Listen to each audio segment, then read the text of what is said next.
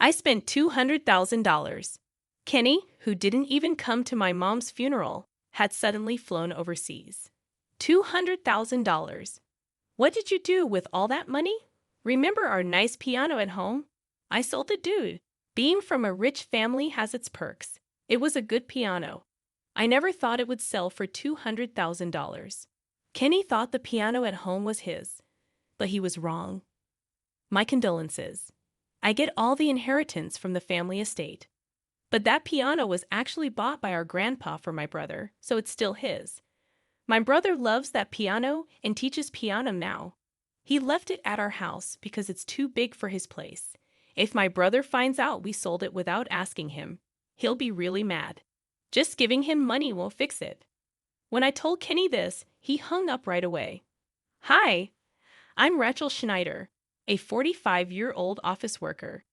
My family has a long history tracing back to colonial times and is quite prominent in our community. Thanks to my late father's successful business, we now possess assets worth $9 million. Originally, my older brother was set to inherit the family estate, but he chose love over inheritance, opting to forego his rights to marry his girlfriend, who needed an heir for her family's wealth. This decision left me with the task of finding a spouse to carry on our family name. Despite my desire for independence and reluctance to rely on family wealth, I focused solely on my career, and before I knew it, I was in my mid-40s and still single. Realizing the urgency of continuing our family line, I decided to take action and attended a singles mixer. It was there that I met Kenny, my current husband. Surprisingly, he's 10 years younger than me, but at the event, he showed no interest in the younger women and approached me directly. I'm not sure if you're okay with someone my age, I asked him multiple times. But Kenny gazed into my eyes and replied, I'm a bit shy and not very assertive.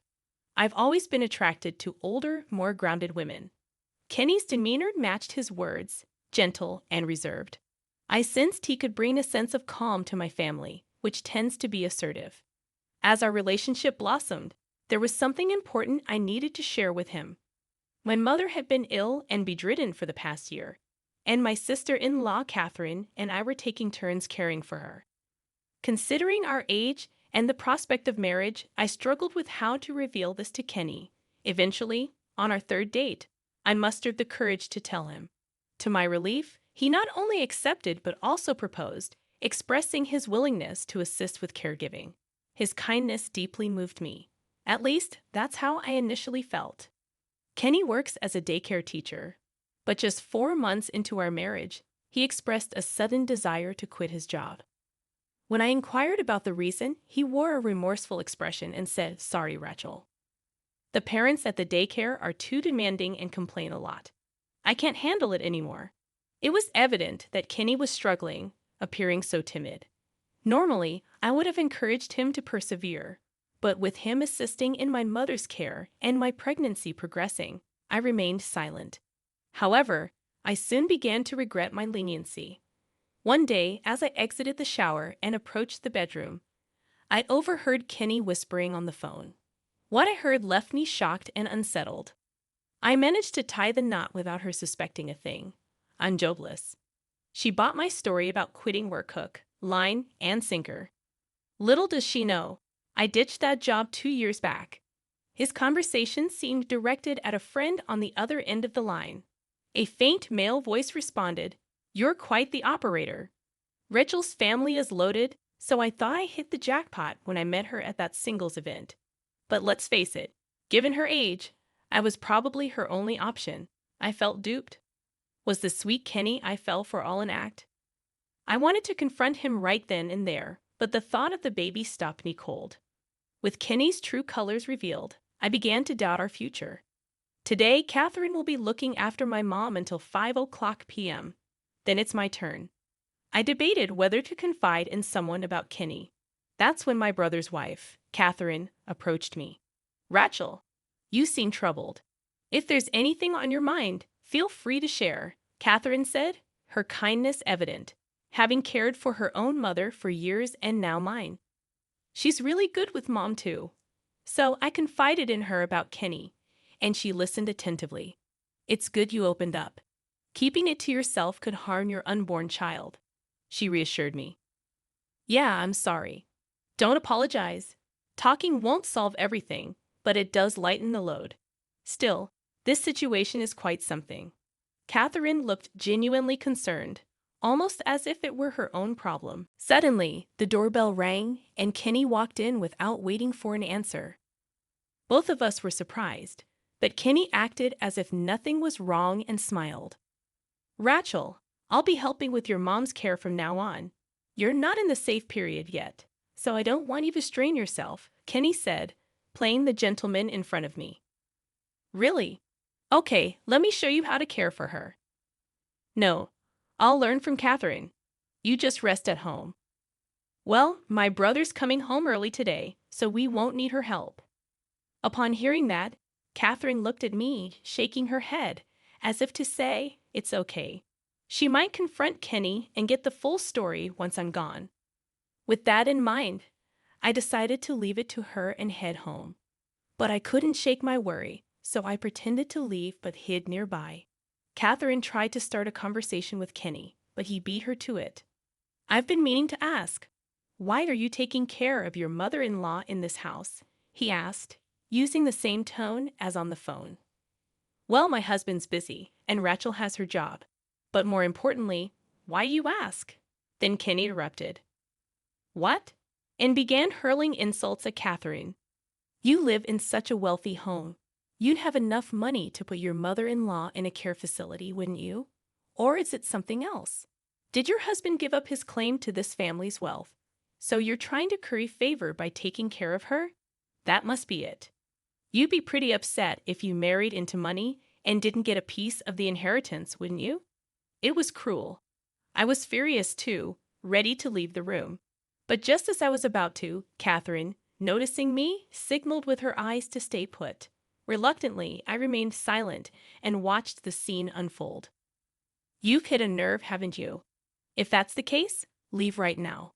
This family's wealth belongs to my wife and me, so I'll handle my mother-in-law's care alone from now on. With Kenny's stern declaration, Catherine felt it was pointless to argue further and left the scene. Sensing the tension, I discreetly stepped outside, concerned about Catherine's feelings and wondering how to apologize to her. Kenny took over Mom's care entirely, refusing any assistance from me. He only provided basic instructions on caregiving. But his neglectful approach led to tragic consequences, and our mother passed away. The funeral took place at the church where generations of our family had been laid to rest. However, Kenny was nowhere to be found from the moment Mom passed away. Despite my attempts to locate him, I was too overwhelmed with funeral arrangements to pursue the matter. Relatives and neighbors were puzzled by his absence. Catherine, grief-stricken at the altar, apologized for trusting Kenny with Mom's care. Approaching her, I tried to offer some comfort. Catherine, please don't blame yourself. It's not your fault. Rachel, it's not your fault either. But where is that man? I wanted to confront him today, and he disappears just as Mom passes away. Exactly. And didn't Kenny often leave the house while he was supposed to be caring for Mom? Where was he going? Yes, neighbors mentioned he was frequently out, almost as if he wasn't caregiving at all, just loafing around. They also mentioned a big truck that came by once. What was that about? I wanted to ask, but with the funeral, I didn't bring it up. Days passed, and Kenny still hadn't returned. Then, I received a call from him. Hey, Rachel, I'm in a fancy hotel in Europe, like the ones you see on TV travel shows, Kenny said nonchalantly. Kenny, you missed Mom's funeral, and now this. I spent $200,000. $200,000? Where did you get that kind of money? Remember the grand piano at our family home? I sold it. Who knew it was worth $200,000? Kenny confessed to selling the family's cherished grand piano and squandering the money on luxury travel in Europe. I never imagined Kenny would pull something like this while supposed to be caring for Mom. Our family home had tight security, but with family, it's different. That truck must have been there to move the piano. Why would you do something so selfish? The whole family was worried about you missing the funeral. Well, once you have a kid, you won't have much free time. Since you have a job, I guess I'll have to be the stay-at-home dad. Kenny's words left me stunned. Despite my anger, his willingness to take on childcare was a silver lining. But it seemed he was aiming to live off me. Additionally, Kenny seemed to think the piano belonged to me. Confronting Kenny, who had unknowingly sold a piano and spent the money, I started with, "My condolences." "Huh? What do you mean?" Kenny seemed bewildered, so I explained about the piano. "That piano belonged to my grandfather, bought for my brother. So it still belongs to him." "Oh, really? I'll just apologize to your brother then," Kenny replied, lacking any remorse for selling someone else's property. Kenny only met my brother at our wedding, so it's understandable he didn't know. My brother is a piano teacher and has loved the piano since childhood. He begged our grandfather for that specific piano. Although there's no room for it in his house now, it's still his. He even dreams of starting his own school with it. The piano means everything to him. I can only imagine what punishment he'll have for you when he hears it was sold without permission. By the way, my brother despises dishonesty. As I explained, Kenny remained silent. Understand? Mere compensation won't suffice when he finds out you sold his beloved piano. He's not one to compromise. I wonder what punishment awaits you. With that warning, the call abruptly ended. He's probably regretting it now. I called my brother and told him everything. Needless to say, he was furious. The next day, Kenny rushed home, finding everyone gathered in the living room. "What's going on? Why is everyone here?" Kenny asked nervously. "I heard everything from Rachel," my brother said sternly. "What possessed you to sell someone else's property, especially something so valuable, without consulting the family?" Kenny tried to justify himself, visibly shaken. I was just trying to pitch in with the household chores out of boredom. When I saw the old, large grand piano, I figured no one was using it anymore. So you decided to sell it. Yeah, it seemed like a waste to just leave it there. My brother, wearing a stern expression, pressed further. Really? That piano was special, imported by our grandfather from a top European manufacturer. Where's the money from the sale? As anticipated, my brother was playing his part well. Everyone probably knew Kenny had spent all the money on an overseas trip, but my brother was aiming for a confession in front of everyone. Kenny seemed lost in thought, struggling to come up with an excuse. The sales money. Yeah, it hasn't come in yet. Kenny stammered, clearly flustered, but my brother wasn't buying it. You're lying? How deceitful can you get? And what about those souvenirs from Europe in that huge suitcase? Kenny recoiled as if struck by lightning, closing his eyes in shame. I'm sorry, I spent all the money. Kenny's admission left the relatives murmuring in shock. Everyone knew the value of that grand piano. They couldn't fathom how Kenny could blow $200,000 on just one trip overseas. My brother, looking down at Kenny, lifted his chin with his hand, locking eyes with him as he said, "As Rachel probably told you, that piano was mine. Now that it's gone, you'll repay every penny. If you can't, I'll sue you for theft. Are we clear?" My brother's intensity was palpable, almost resembling a mob boss. While this would typically be a family matter, my brother was likely using intimidation tactics, knowing Kenny was clueless about the law. Predictably, Kenny lost his voice and began sweating profusely. Then, with a terrified glance at me, he pleaded, "Rachel, please help me." His voice was desperate, but I had no intention of intervening. This mess was entirely of his own making. When I rejected his plea, Kenny resorted to a ludicrous argument, saying, "Don't be so cold. I looked after your mom while you were pregnant. I saw the trip as a reward for myself after caregiving. Let's just say we both agreed to sell the piano this way. Since we're siblings, it can't be considered theft, right?" I was so dumbfounded that my mouth hung open, unable to form a response. It was Catherine who stepped in to defend me. "That's enough. Didn't you tell Rachel not to assist with caregiving? You even accused me of being after the inheritance and tried to push me away. Kenny, Did you say such awful things to my wife too? Yes, I didn't want to worry you, so I kept quiet. But this man must have been scheming to sell the piano without letting Rachel and me near the family home. Catherine's words resonated with me, remembering how Kenny prevented me from getting close to the family home when he said he'd handle our parents alone. I reached the same conclusion. My brother's anger flared up once more. Listen closely. My wife cared for Mom because she wanted her to stay out of the facility. She agreed out of kindness, not for money. First, apologize to my wife right now. With my brother grabbing Kenny by the collar, tears welled up in Kenny's eyes as he knelt before Catherine. I'm so sorry, Catherine. Kenny's apology for his disrespectful behavior towards Catherine didn't soften the cold gazes of the relatives. Then, one of them shouted at Kenny, "You need to repay the money from the piano sale promptly. We can't tolerate a criminal in the Schneider family. It'll stain our name." Misinterpreting the situation once more, Kenny made another peculiar remark. Exactly. We can't have a criminal in the family, right, bro? So let's keep calm. We'll work together as a couple to repay the debt gradually. Even my uncle was left speechless by Kenny's illogical response. Feeling that further discussion would be futile, I excused myself to retrieve something from my room. Ever since the phone incident, I had a divorce lawyer's business card ready. Kenny, call this number.